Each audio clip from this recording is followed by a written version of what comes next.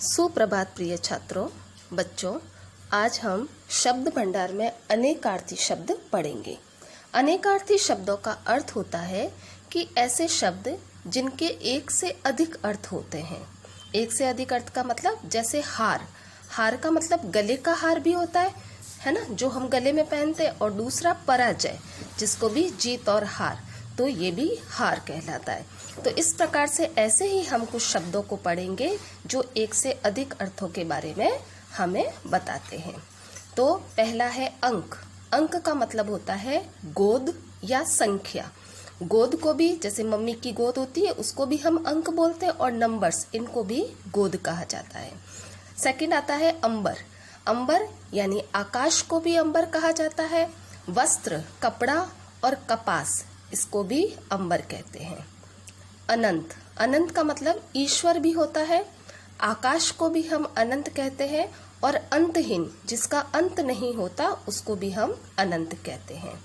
अवकाश यानी छुट्टी को अवकाश कहा जाता है। अंतराल, बीच का समय, और अवसर।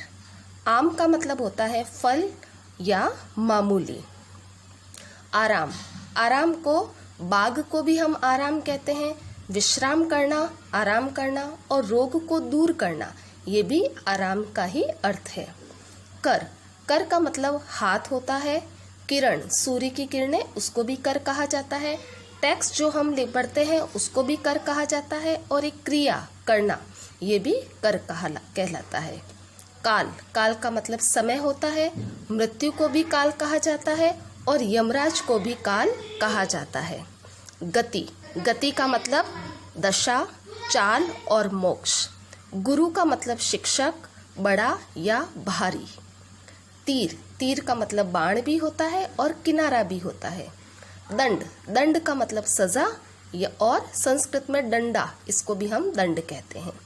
दल का मतलब पक्ष, समूह। बाल यानी केश। बालक, छोटा जो बालक होता है, उसको भी बाल। और गेहूं, धान की जो बालें होती है, उसको भी बाल कहा जाता है।